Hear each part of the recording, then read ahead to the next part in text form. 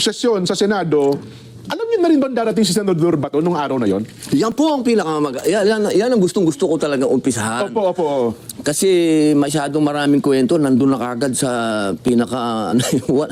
Dapat umpisahan natin sa naganap. Yan, o sige Alam po. niyo po, linggo, noong nagpatawag ng pagpupulong si Senator Alan Peter Cayetano Okay. sa isang tahanan diyan sa Forbes Park. Okay. Opo, isang tahanan ng isang kaibigan natin. Nagdatingan po kami doon, 12 kami.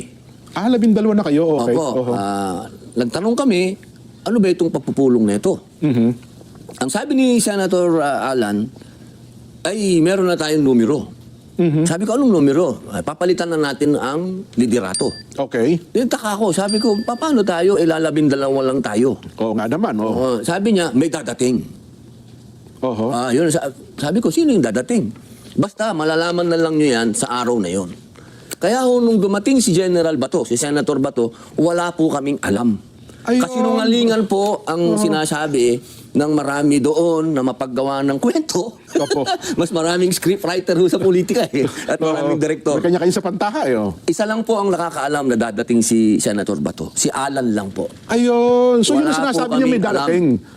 So si Senador Bato yung tinutukoy niya may darating May dadating. kinabukasan. Opo. Dahil meron po sana kaming inaasahan daw. oo. Ako po kasi kailanman hindi ako nakialam. Okay. Diyan sa palit-palit ng liderato. Dahil hindi ako nag-i-interest sa mga komite, na mga matitinding komite. Opo. Ang mga komite ko lang, may kinalaman sa advocacy ako, sa Muslim Affairs, Yan. sa mga katutubo, sa mass media. Yan po ang aking no. Kaya po nung dumating si General Bato at nagkaroon ng panibagong liderato, huwag pong sabihin na ito po'y pinlano namin. Opo. Hindi po totoo yan.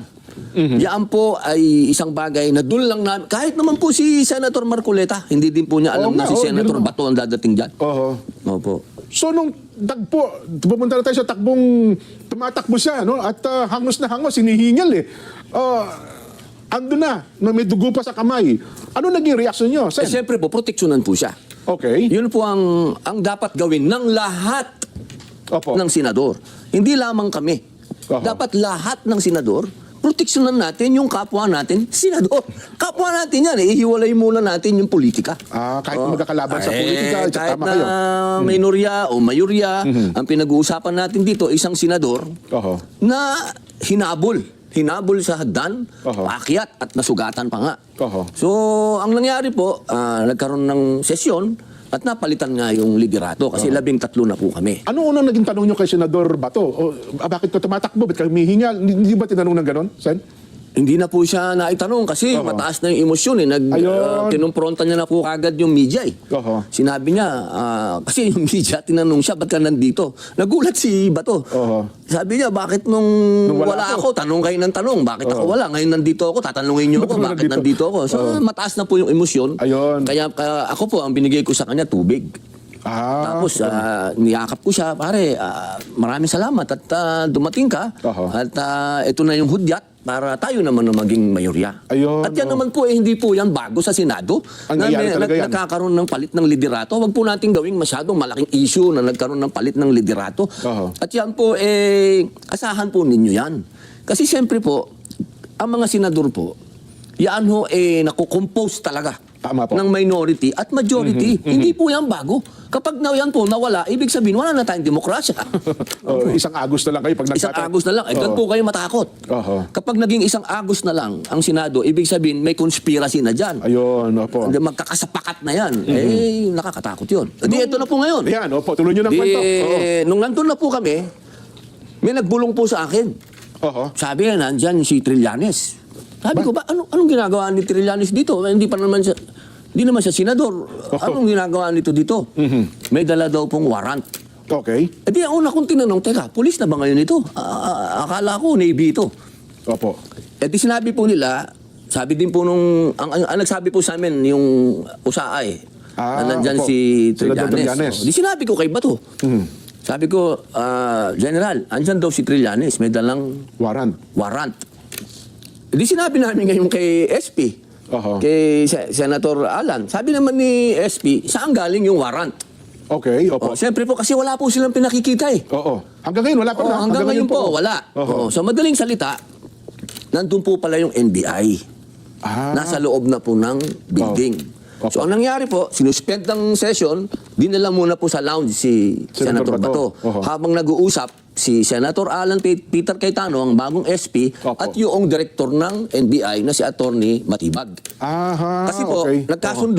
nagkasundo na habang wala yung warrant na Opo. pinapakita na talagang may warrant, kasi hinihingi po ni SP yung warrant, Siyempre, wala naman po silang automatic naman mapakita. yun. Opo, oo. Lumabas muna sila Oho. ng Senado. Kasi anong ginagawa nila sa loob ng Senado at manghuhuli sila na wala naman silang dalang warrant. Ang nangyari po, nagkagulpihan. Yung isang usaan namin na gwardya, Oho. ginulpi, binugbog ng isang ng Tauhan pulutong. Oho. Pulutong ng NBI agent at isinasakay sa kotse nila. Kaya ang ginawa po, kinontempt ngayon ni Alan Chuma ngayon, hinuli Oho. yung mga nambugbog. Hindi dapat palalabasin ng Senado yung mga yan, di ba? Opo, nambugbog ka. Oo. So, ang nangyari po, nagkaroon na lang ng deal. Sabi nila, palalabasin na namin kayo, itong mga NBI na to, huwag ninong pakialaman muna si Bato dahil wala naman kayong warrant. Ayun. So, yun po, tumahimik noong araw na yon. Oho. Bandang gabi na po ata yun. Opo, gabi na po yun. Oho. Nagkaroon na po ng kapayapaan nung gabi na yun. Gabi na yun, oho. Opo, si General Bato, si Senator Bato, natulog po sa Senado. Doon, nag-overnight, Kasama yes. ko po. Hindi po kami magkatabi, ah. Baka akala nyo, magkatabi kami. Opo, hindi po. Opo, nandun po siya sa opisina niya. Oho. Nandun po ako sa opisina ko. Hiwalay ng kwarto naman pala kayo natulog. Opo, delikado. Baka magkatabi kami. Buti na lang, nilinaw nyo na po yan. Opo, Kasi gagawa ng istorya yan eh. Gagawa ng istorya. Alam nyo naman yung mapagawa ng script. Opo. Opo. Sa madaling salita po, Martes. Yan, Martes na oh. kayo, Martes. Opo. Ang sabi nila, magkakaroon na naman ng kudita. Ibig sabihin, papalitan na naman si... Yung leadership ng Senado, si SP Oo, Alan. Si Opo. Alan. Sabi ni Bato, This is where your journey begins. naman, pag-uwi ko dito, kung maalis din si Alan, mapapatanda ka sana agad. maging matibay tayong 13.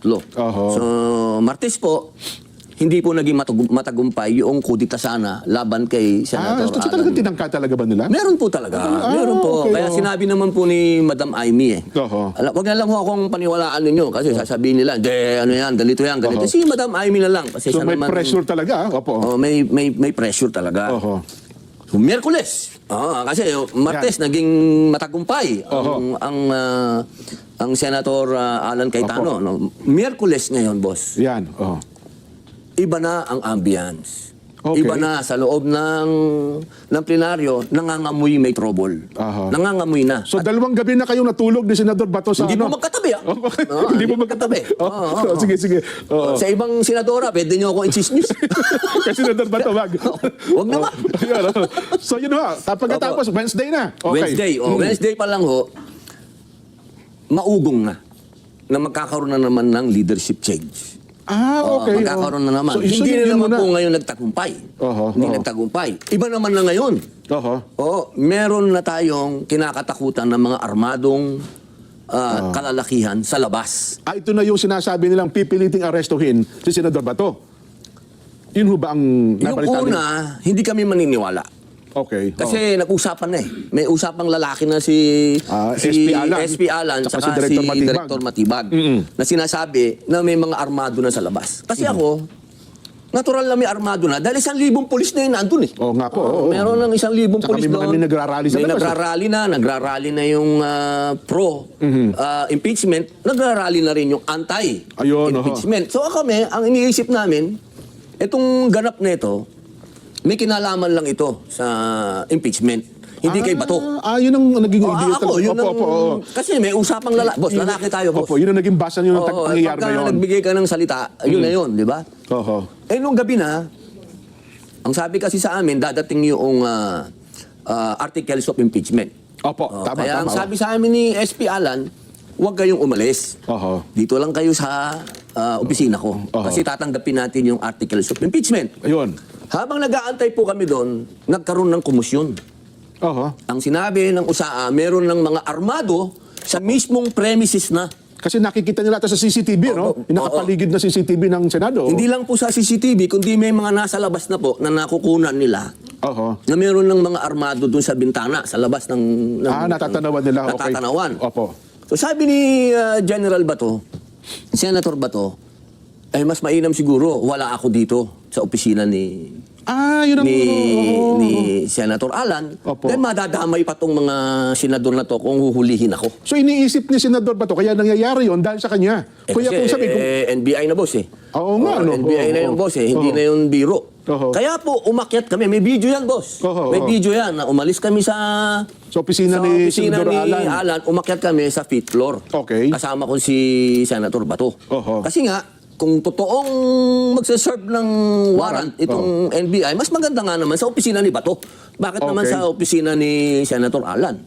Nung nandun na kami sa 5th floor, wala naman ho kaming narinig na putok doon. May mataas eh. Okay, nakarating okay. sa amin na nagputukan sa baba. Yung tagpo na nagkakaputukan, wala kayo Wala, doon wala sa po kami doon. grupo nung Wala po na kami Senador doon. o Hindi ni po Senador namin Alan. narinig ni Senator Bato yun. Ayun, Oo, oo. nandun po kami sa taas. Opo. Nasa kanya-kanya opisina po na kayo ng tagpo na yon. Opo, opo, Okay, opo, okay, opo. opo. Di nung umakyat po yung kasama namin isa, sabi nakaputukan sa baba. Sabi ni Senator Bato, brother, tingnan mo nga. Sa akin po yun. Oho. Kaya po ako bumaba. May video rin po yun. Nakita kayo sa May video. video rin po yun. Bumaba ako. Pumasok ako doon sa opisina ni Senator Alan, ni SP. Tinignan ko sa loob. Okay naman yung mga senador. Pero syempre, wala na hong ilaw. Tensyon eh. Opo. Oho. Naka-live sila. Medyo pumasok na po yung takot. Opo. May umiiyak na po sa kanila. Dahil putukan po talaga. Oho, Pati po yung mga kasama nating media, talagang naghihiyawan na. rin. Opo, oo. Opo. Ako naman po, dahil nakita ko naman okay sila, umakyat na naman po ako. Na-video rin po yun. Bumalik ulit kayo sa Oo, opisina. may video din po Floor, yun. oo. Na humabol pa yung media. Sabi sa akin, okay lang po ba kayo? Siyempre, okay. Ginawan din ng kwento ito. Hindi ko alam. Ano ba nila ginawan ng kwento? Okay naman yan. Di ba? Yan, ibig sabihin yan. ganun, Okay, okay, yan. yes, Kamusta sir. po kayo? Sabi, okay ako. Sumunod yung media. Ang sabi ko, huwag kayong sumunod kasi may mga armadong tao na dito sa Senado. Okay. Baka madamay kayo. Kaya gumaganon ako, doon kayo. Oho, So, umakyat po ako uli kay General Bato. Sabi ko, pare, nakaputukan na nga sa baba. Kitang-kita ko nag-alala si Senador Bato. General Bato. Aha. Sabi niya, maraming tao sa baba, pare. Maraming tao sa labas. Bakit nagkaputukan? Sa madaling salita po, nung nabalitaan namin, Oho. na nandun na si Secretary John Vic Remulla Opo. at nandun na yung PNP chief, bumaba po si Bato. Si Okay. General So, Bato, humarap din pala sa doon. oo. nakipag-usap kay Secretary John Vic. Opo. Dalawang lalaki naman ito. Maganda naman yung usapan nila. Ang sabi naman ni Secretary John Vic kay Bato, hindi ako nandito para arestuhin ka, pare. Yeah, may video ko yan. Narinig Oo, natin sa video. nandito ako para secure yung lugar. Sabi niya. Ito ngayon, si General Bato, sabi niya, nandun si PNP chief. Ang sinabi niya, pwede bang i-custody niyo ako? Custody na lang niyo So, ako. sinasabi ito ni Senador Bato Kay PNP chief. Kay General Sa harap Batates. po ni Secretary Oo. John Vic Oo. na nagbiro pa. Nagbiro pa si PNP chief. Sige, doon sa custodial. Nagtawanan pa kami. sa Custodial Center. Oo, tapos okay. sabi ni Bato, baka pwede naman doon sa White House. Sabi niya, Yung opisina ng yung bahay ng PNP chief. Opo. Ganun po kagaan ha. Oho. Ang usapan. Wala pong tensyon kasi nga secure yung lugar. Oho. So habang inaantay po ni Bato yung salita ng kung papayag sila o hindi, Na-i-custody lumabas siya. muna si Bato, tiningnan niya yung pinangyarihan. Kung saan nagkabarilan, kung saan gano'n. okay. Yun, nakita ko na po talaga na medyo nag-aalala na si Bato. Nag-aalala siya, hindi sa kanyang sarili, kundi sa mga taong nandun. Kung paano madi-diffuse Oo. yung sitwasyon na yun. Kasi boss, hindi na biro yun. Ha? Na kaya nangyayari yun dahil sa kanya nandun siya sa loob. Opo, Yun, opo. oo. Tsaka, sa totoo lang po, yung nangyaring mga warning shot na yan, nakatulong po yan para maging kalmado ang mga sitwasyon. Kasi, paano kung nakapasok siya? Oo nga, no? Paano kung nakapasok doon sa pinto yun? Di mas lalong, baka meron na akong buhay na disgrasya o hindi natin alam. At least ito, nung nangyari yung warning shot nito at warning shot nung isa, nagkakilalanan. Aha. Na friendly forces pala tayo. Oho. Kasi doon na ho nagkakontak. Wala kasing coordination, boss.